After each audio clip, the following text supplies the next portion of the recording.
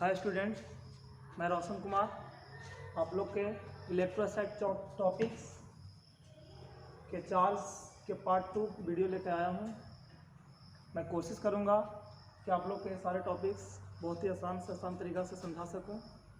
आइए देखिएगा, हम लोग पिछले क्लास में पढ़े थे चार्ज के प्रकार। आज हम लोग चार्ज के आगे के टॉपिक्स को पढ़ेंगे, लेकिन उसको पढ़ने से पहले हम लोग इलेक्ट्रिक फोर्स लाइन यानी विद्युतीय बल रेखा के टॉपिक्स पढ़ेंगे। ये टॉपिक्स पढ़ने के बाद हम लोग चार्ज को और बेहतर तरीक़ा से समझ सकेंगे। तो आइए हम लोग जानते हैं विद्युतीय बल रेखा क्या होती है। विद्युतीय बल रेखा, इलेक्ट्रिक फोर्स लाइन। ध्यान देना, हम लोग को आज पढ़ना है विद्युतीय बल रेखा, इलेक्ट्रिक फोर्स लाइन। इसको पढ़ने के बाद हम लोग चार्ज को और बेहतर तरीक़ा से समझ सकेंगे। देखिए, विद्युतीय बल रेखा किसे कहते हैं? तो विद्युतीय बल रेखा एक ऐसी रेखा है दोस्तों जिसपे एकांक धन आवेश, नोटिस कीजिएगा, एकांक धन आवेश यानी क्यू नोट जिस रेखा पर चलती है या चलने की प्रवृत्ति रखती है। थोड़ा नोटिस करना है, विद्युतीय बल रेखा किसे कहते हैं? तो एकांक धन आवेश जिस रेखा पर चलती है या चलने की प्रवृत्ति रखती है, उस रेखा को हम लोग विद्युतीय बल रेखा कहते हैं। यानी विद्युतीय बल रेखा एक काल्पनिक रेखा है जिस पर धन आवेश चलता है। इसको आप लोग नोटिस कर लीजिएगा, विद्युतीय बल रेखा। विद्युतीय बल रेखा किसे कहते हैं? आपसे कोई पूछे तो इसको बेहतर तरीका समझाना है कि एकांक धन आवेश में यूनिट चार्ज जिस रेखा पर चले या चलने की प्रवृत्ति रखे, उस रेखा को हम लोग विद्युतीय बल रेखा कहते हैं। अब ध्यान देना, विद्युतीय बल रेखा में एक चीज़ इंपॉर्टेंट है कि विद्युतीय बल रेखाएं जो है से धन आवेश से निकलती है और ऋण आवेश पर विलीन हो जाती है। यानी हम कुल मिलाकर बोले तो विद्युतीय बल रेखा का गुण पढ़ेंगे हम लोग। नोटिस करना है, विद्युतीय बल रेखा का गुण नोटिस करना है। पहला गुण इसका है क्या, नोटिस कर लीजिएगा आप लोग, विद्युतीय बल रेखा धन आवेश से निकलती है और ऋण आवेश पर विलीन होती है। नोटिस करना है, धन आवेश को हम लोग प्लस इंडिकेट करेंगे और ऋण आवेश को हम लोग माइनस इंडिकेट करेंगे। तो नोटिस कीजिएगा, धन आवेश से बल रेखाएं निकलती है और ऋण आवेश पर, नोटिस कीजिएगा, ऋण आवेश पर विद्युतीय बल रेखाएं आकर विलीन हो जाती है। नोटिस कीजिएगा, विलीन हो जाती है। एक विद्युतीय बल रेखा का सबसे पहला गुण है कि धन आवेश से बल रेखा निकलती है और ऋण आवेश पर विद्युतीय बल रेखा विलीन हो जाती है। दूसरी बात है दोस्तों, दूसरा गुण कि विद्युतीय बल रेखाएं, विद्युतीय बल रेखा हमेशा चालक के सतह के लंबवत होता है, लंबवत होता है। नोटिस करना। तीसरा गुण होता है दोस्तों कि विद्युतीय बल रेखा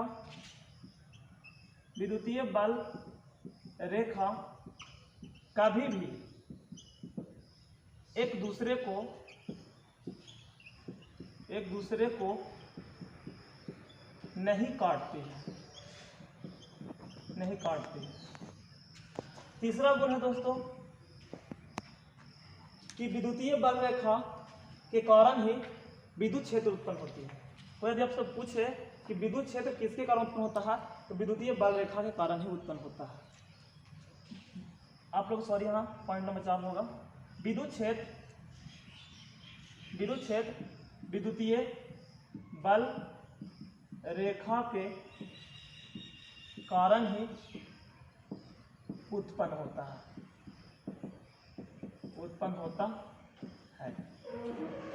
आप लोग को पुनः ध्यान दिया जाए, आज का जो टॉपिक हम लोग स्टार्ट किए हैं चार्ज को समझने के लिए बेहतर ढंग से हम लोग विद्युतीय बल रेखा की कल्पना करेंगे यानी पढ़ेंगे। विद्युतीय बल रेखा कहते किसे हैं, थोड़ा सा नोटिस कीजिएगा कि विद्युतीय बल रेखा जिस रेखा पर चलती है पर विद्युतीय बल रेखा मतलब किसे कहते हैं? तो एकांक धन आवेश जिस रेखा पर चलती है या चलने की प्रवृत्ति रखती है उस रेखा को हम लोग विद्युतीय बल रेखा कहते हैं। दूसरी चीज ध्यान देना है, विद्युतीय बल रेखा का गुण। तो विद्युतीय बल रेखा का गुण है दोस्तों कि विद्युतीय बल रेखा धन आवेश से उत्पन्न होता है और ऋण आवेश पर विलीन होता है। दूसरा गुण है कि विद्युतीय बल रेखा हमेशा चालक के सतह के लंबवत होती है। तीसरा गुण है विद्युतीय बल रेखा कभी भी एक दूसरे को नहीं काटती है। और चौथा गुण है कि विद्युत क्षेत्र विद्युत बल रेखा के कारण ही उत्पन्न होता है। ध्यान देना है। इसके बाद हम लोग को नेक्स्ट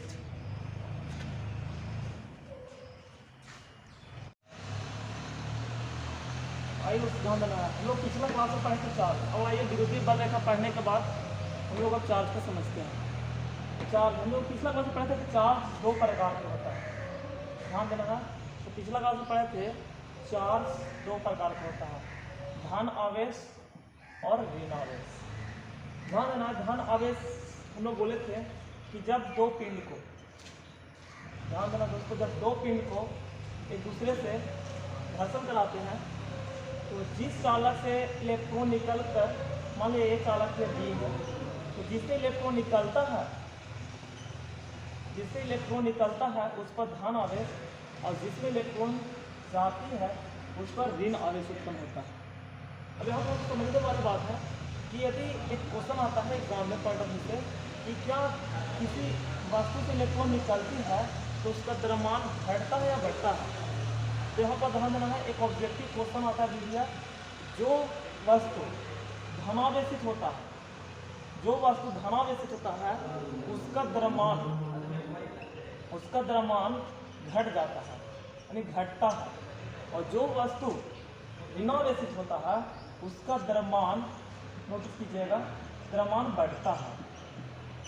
ऐसा क्यों होता है? क्योंकि एक इलेक्ट्रॉन भी कण है और इलेक्ट्रॉन का भी द्रव्यमान होता है। जब जिससे इलेक्ट्रॉन निकलेगा तो उसका द्रव्यमान कहीं ना कहीं घटेगा, और जिस पे इलेक्ट्रॉन जाता है उसका द्रव्यमान क्या होता है? बढ़ता है। तो ध्यान देना है, लेकिन बहुत कम बढ़ता घटता है, लेकिन बढ़ता है और घटता है। क्वेश्चन यदि आ जाए तो आपको बोलना होगा कि यदि जो धनावेशित होगा उसका द्रव्यमान घटेगा और ऋणावेशित होगा उसका द्रव्यमान बढ़ेगा। ध्यान देना है। जब किसी वस्तु को रब कराते हैं, घर्षण कराते हैं, बहुत कम होता है।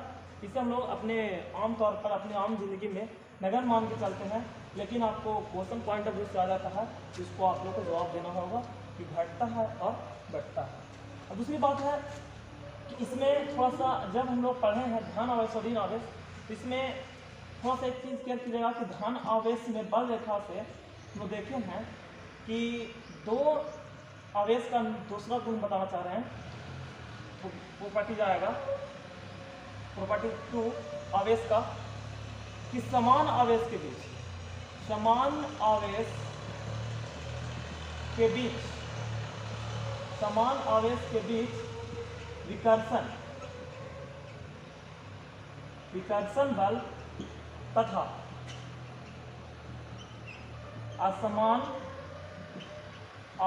बीच आकर्षण बल कार्य करता है। नोटिस कीजिएगा, एक इंपॉर्टेंट पॉइंट है। हम लोग जो आवेश पढ़ रहे हैं तो आवेश का पॉइंट नंबर 2 है कि समान आवेश के बीच विकर्षण बल तथा असमान आवेश के बीच आकर्षण बल कार्य करता है। देखिए पॉइंट नंबर 1 में देखें हम लोग कि जब किसी वस्तु को आवेशित करते हैं तो उसका द्रव्यमान घटता है बढ़ता है। हम लोग पॉइंट नंबर 1 में पढ़े चार्ज का। यदि किसी वस्तु को आवेशित करेंगे तो दो वस्तु पर, नोटिस किया थोड़ा सा हम लोग पॉइंट नंबर 1 में पढ़े किसे, यदि दो वस्तु को आप आवेशित करेंगे तो ध्यान देना है कि जिस पर धन आवेश होता है उसका द्रव्यमान घटता है, मास का वैल्यू घट जाता है, और जो ऋण आवेश होता है उसका द्रव्यमान का जो वैल्यू है बढ़ जाता है। लेकिन ध्यान देना है बहुत कम होता है। साधारण लाइफ में हम लोग बोले तो ऐसा मान कर नहीं चलता, लेकिन क्वेश्चन आएगा तो नोटिस करना है। दूसरे पॉइंट पढ़ रहे हैं कि समान आवेश के बीच विकर्षण बल तथा असमान आवेश के बीच आकर्षण बल कार्य करता है। देखिए इसी पॉइंट्स को हम समझाने के लिए हम पीछे विद्युतीय बल रेखा का स्टडी किए। ध्यान देना है ऐसा क्यों होता है। तो आप नोटिस कीजिएगा कि जब दो धन आवेश लेंगे प्लस प्लस, तो अभी हम लोग देखा कि दोनों का नेचर है बल रेखा निकालना, इससे भी बल रेखा निकलती है, नोटिस कीजिएगा, और इससे भी बल रेखा निकलती है, नोटिस कीजिएगा। अभी लोग अपना अपना फील्ड है। अब जब दोनों को एक दूसरे को काफी नजदीक लाएंगे तो ये बल रेखा एक दूसरे को विकसित करेगा। यानी कुल मिलाकर बोलेंगे जब समान आवेश रहेगा तो दोनों का नेचर भी समान रहेगा। इसका भी नेचर है बल रेखा निकालना, इसका भी नेचर है बल रेखा निकालना। जब दोनों को पास में लाइएगा तो देखिएगा विकर्षण होगा, इसी दोनों बल रेखा के कारण एक दूसरे का बल रेखा जो दोनों को एक दूसरे को विकसित करेगा। यानी इसको आप काफी नजदीक लाते हैं, इसका कंडीशन देखिए इस तरह से हो जाएगा, प्लस प्लस। ये जो बल रेखाएं हैं एक दूसरे को मोड़ देंगी, ध्यान देना है। ये बल रेखाएं एक दूसरे को मोड़ देगी।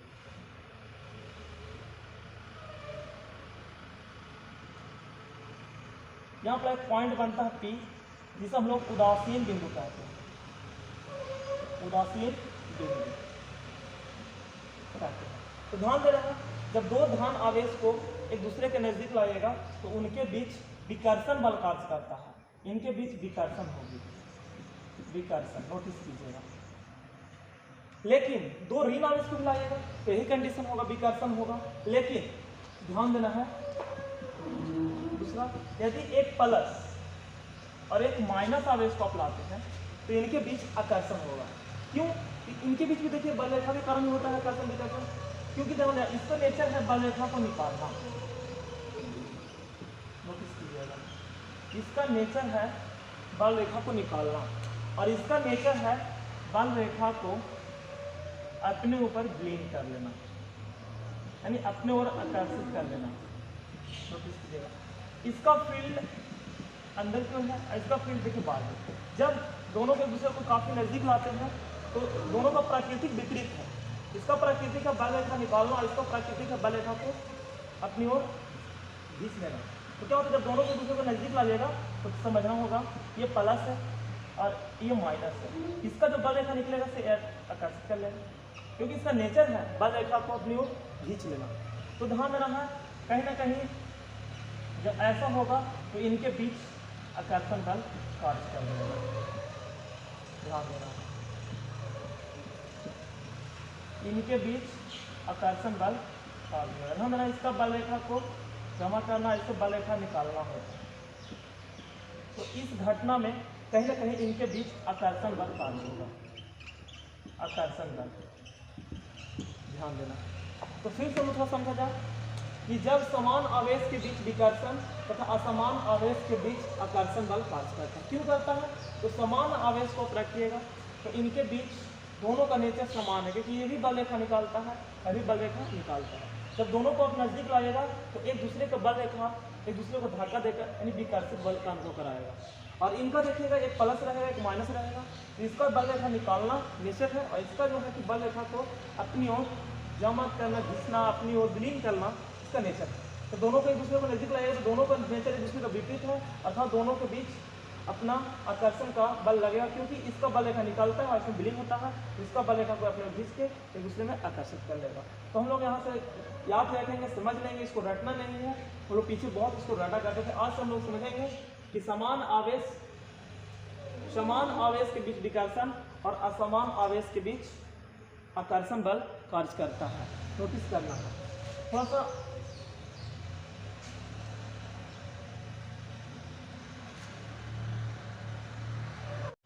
आइए देखिएगा, हम लोग अभी पढ़े कि समान आवेश कहने का मतलब है कि प्लस या माइनस रहेगा तो इन दोनों के बीच, नोटिस करना है, इन दोनों के बीच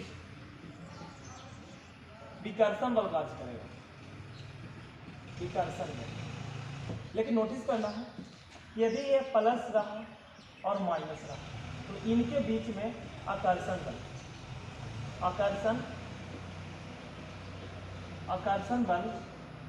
कार्य करता है।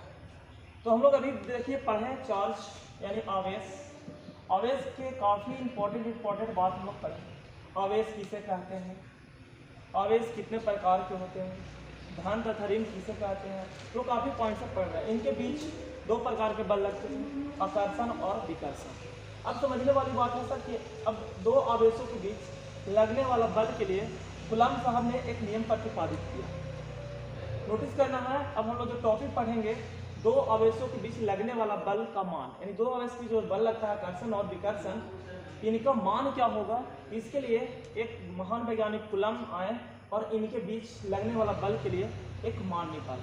तो नोटिस करना है, हम लोग उस बल के मान को स्टडी करेंगे। तो हम लोग यहाँ एक टॉपिक बनाएंगे, नोटिस कीजिएगा, बहुत इंपॉर्टेंट टॉपिक है आवेश का। दो आवेशों के बीच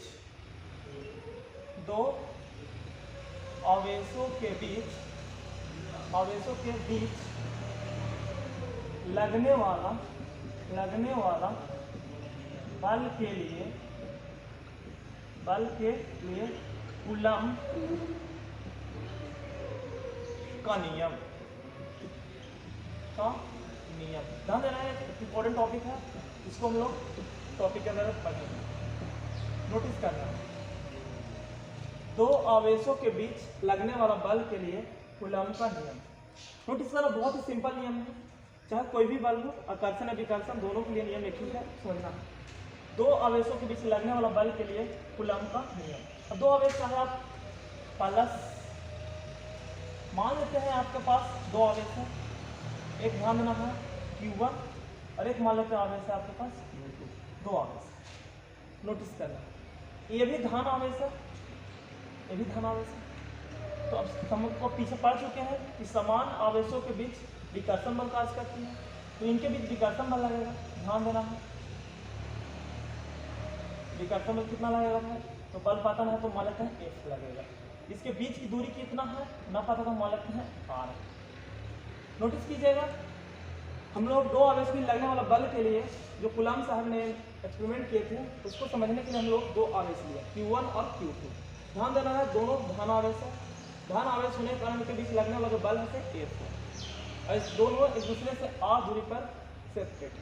नोटिस करना, अब कोई दिक्कत नहीं है, इन्हीं को मन कर रहा होगा कि नहीं, एक प्लस Q1 है तो एक माइनस Q2 ले लें, कोई दिक्कत ना है। तो ध्यान देना है, दूरी आगे रखते हैं, दूरी में कोई बदलाव नहीं है, तो इसके बीच ध्यान देना है हम लोग के आकर्षण बल कार्य करेगा। लेकिन याद रखना है, दोनों के बल का जो मान होगा से बराबर होगा, क्योंकि ध्यान देना है आवेश का मान बराबर है, यहाँ प्लस Q1 यहाँ माइनस Q2, देखिएगा यहाँ Q1 Q2 है, यहाँ भी Q1 Q2 ही है। प्राकृतिक चेंज है कि यहाँ प्लस प्लस है, यहाँ माइनस प्लस है, या प्लस माइनस है, दूरी भी वही है, दूरी भी वही है, तो ध्यान दोनों के बीच लगने वाला जो बल होगा एक समान होगा। बस ध्यान देना है कि इसकी प्राकृतिक अलग ये होगा आकर्षण, तो हो जाएगा, तो ये होगा विकर्षण, तो हो जाएगा आकर्षण, लेकिन जो दोनों का बल का मान जो है समान रहेगा। अब ध्यान दीजिएगा, कूलम साहब ने इन दोनों आवेशों पर एक्सपेरिमेंट किया। ठीक है, पहला देखो क्या, पहला एक्सपेरिमेंट कि यदि आप आवेश के मान को बढ़ा देते हैं, ध्यान देना Q1 Q2 के मान को बढ़ा देते हैं, तो देखा जाता है कि बल F का मान भी बढ़ जाता है। यदि Q1 Q2 के मान को बढ़ा दिया जाता है, यदि R को नियत रखकर Q1 और Q2 के मान को बढ़ा दिया जाता है, तो देखा जाता है कि F का मान भी बढ़ जाता है। तो कूलम साहब ने देखा और फिर देखा कि Q1 और Q2 के मान को घटा दिया जाता है, तो F का मान घट जाता है। तो यहाँ से एक मतलब ध्यान देना है, एक पॉइंट निकलता है कि यदि आवेश को बढ़ाते हैं तो बल बढ़ जाता है, घटाते हैं तो घट जाता है। जब ऐसे कंडीशन हो तो नहीं जो होगा F जो होगा से आवेश के समानुपाती होगा। यानी यहाँ पर से एक नियम निकालता है कूलम से निकालने, जो F होगा से समानुपाती होगा Q1 इंटू Q2 का, यानी आवेश के गुणनफल का। यानी ध्यान देना है, कूलम साहब ने आवेश और दूरी दोनों के लिए नियम निकाला। पहले देखा दूरी को नियत रखकर आवेश को देखा बढ़ाया, तो देखा कि बल का मान बढ़ता है, घटाया तो घटता है। तो इससे देखा जाता है कि जो F है से समानुपाती होता है Q1 इंटू Q2 का। यानी यहाँ से इसको हम समीकरण एक मानेंगे। यदि आप लोग बोलिएगा, यही पॉइंट कूलम साहब का पहला नियम बना। यदि आप इसको भाषा के रूप में बोलना चाहते हैं तो बोलेंगे दो आवेशों के बीच लगने वाला आकर्षण या विकर्षण बल आवेश के परिमाण के गुणनफल के समानुपाती होता है। ये कूलम साहब का पहला नियम है। नोटिस कीजिएगा, आप लोग नोटिस कर लीजिएगा, पहला नियम क्या है, ये कूलम साहब का पहला नियम, दो नियम दिए थे, पहला नियम नोटिस कीजिएगा, कूलम साहब ने दो आवेशों के बीच लगने वाला बल के लिए दो नियम दिया।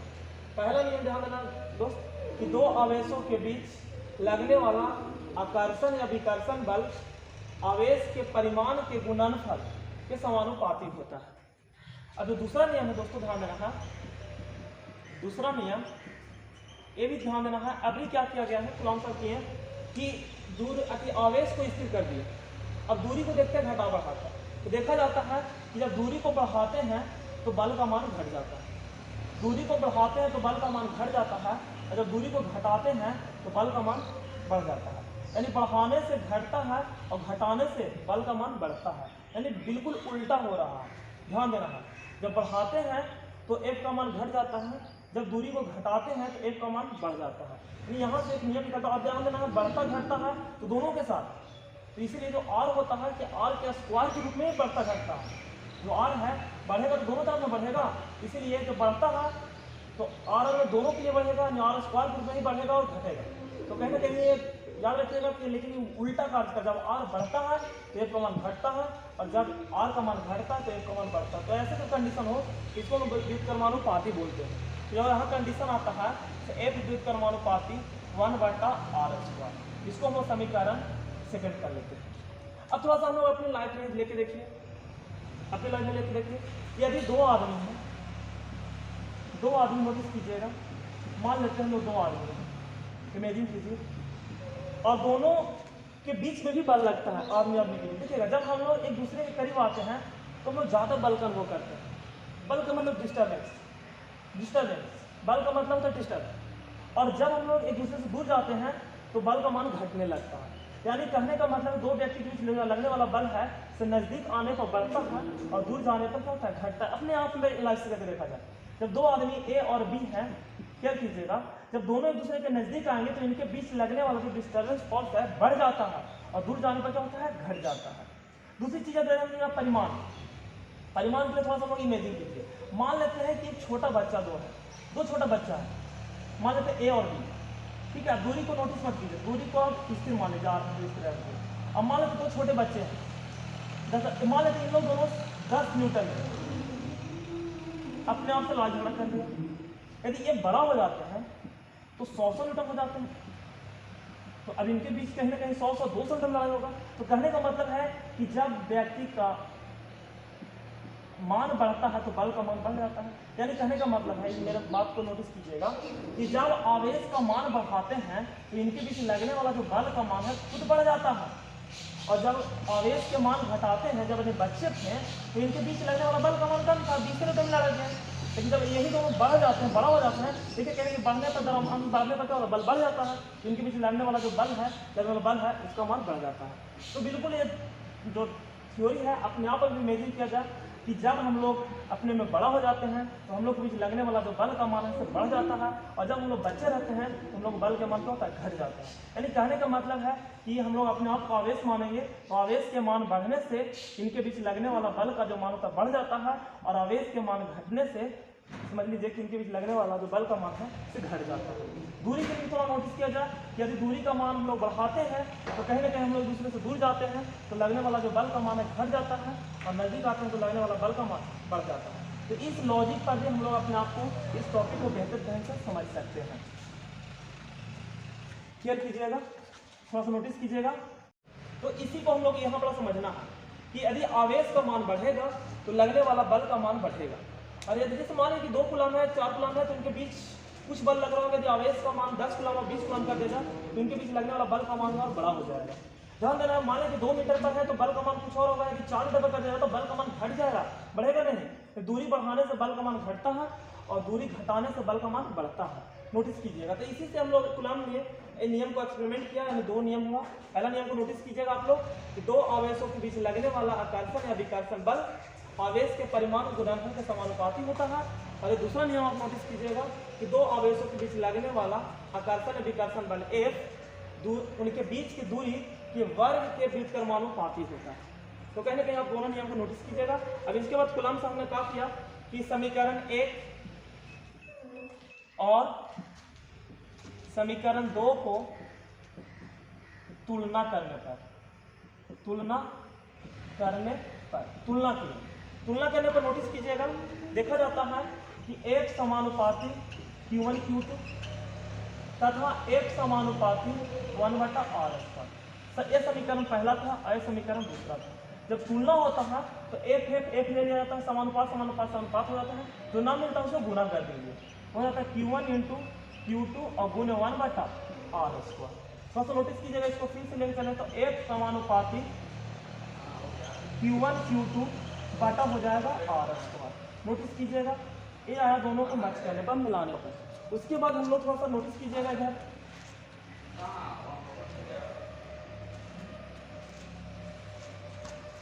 क्या करेंगे, जब हम लोग समानुपात हटाते हैं तो एक समानुपात हटाएंगे तो बराबर में पड़ेगा k इंटू Q1 Q2 बटा हो जाएगा दोस्तों r²। याद रखिएगा, जहां k नियतांक है, अर्थात यदि नोटिस कीजिएगा, यदि k बराबर 1/4πε0 हो तो क्या हो जाएगा मान, f बराबर, सॉरी हम मान बैठा देंगे 1/4πε0 इंटू Q1 × Q2 बटा r²। ध्यान देना, ये भी हो सकता है मान कूलम के अनुसार, ये भी हो सकता है, ठीक है। फिर दूसरा देखिएगा, यदि फिर नोटिस कीजिएगा, यदि 1/4πε0 बराबर 9 गुने 10⁹ न्यूटन मीटर स्क्वायर प्रति कूलम स्क्वायर हो तो इसका मान क्या हो जाएगा, f बराबर 9 गुने 10⁹ इंटू Q1 × Q2 बटा r² हो जाएगा। ये हुआ नॉमिनल बनाने के लिए हम लोग इसका यूज़ करेंगे, कोई पूछे तो इसको भी हम बता सकते हैं या फिर इसको हम लोग ज़्यादातर यूज़ करते हैं। तो ध्यान देना है, कूलम के नियम से जो मान आता है, दो आवेशों के बीच लगने वाला बल का मान, आप ये तीनों पॉइंट से कोई भी बोल सकते हैं। ये f बराबर k Q1 Q2 बटा r², या बोल सकते हैं f बराबर 1/4πε0। एप्सिलॉन क्या है, मुक्त आकाश की विद्युतशीलता, मुक्त आकाश का विद्युतशीलता, यानी 1/4πε0 इंटू Q1 Q2 बटा r²। अब तीसरा ये भी बोल सकते हैं f बराबर 9 गुने 10⁹ Q1 Q2 बटा r²। यानी जो आप आज हम लोग पढ़े कूलम के नियम से f का मान यही होगा। ध्यान देना है, इस मान को आप लोग हमेशा बेहतर तरीका से याद रखिएगा, बहुत ही अच्छा है, इसको आप लोग हमेशा प्रैक्टिस करते रहिएगा।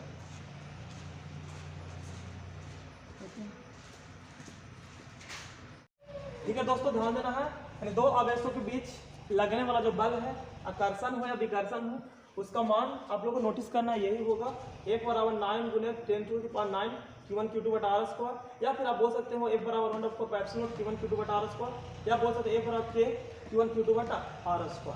ध्यान देना है, आज हम लोग इस वीडियो में कूलम के नियम तक का कवर किए टॉपिक्स। फिर ध्यान देना, इस टॉपिक्स को आप लोग बारीकी ढंग से घर पे अपने तरीका से पढ़िए और समझिए, इसको हमेशा प्रैक्टिस करते रहिए। फिर इसके बाद हम लोग नेक्स्ट वीडियो में आप लोग को कूलम्स के नियम के कुछ इंपॉर्टेंट पॉइंट्स को आगे पढ़ेंगे। वीडियो यदि अच्छा लगा हो तो प्लीज़ लाइक कीजिएगा, सब्सक्राइब कर दीजिए, और ताकि आपके आगे आने वाला नोटिफिकेशन आपके मिलता रहे। Thank you.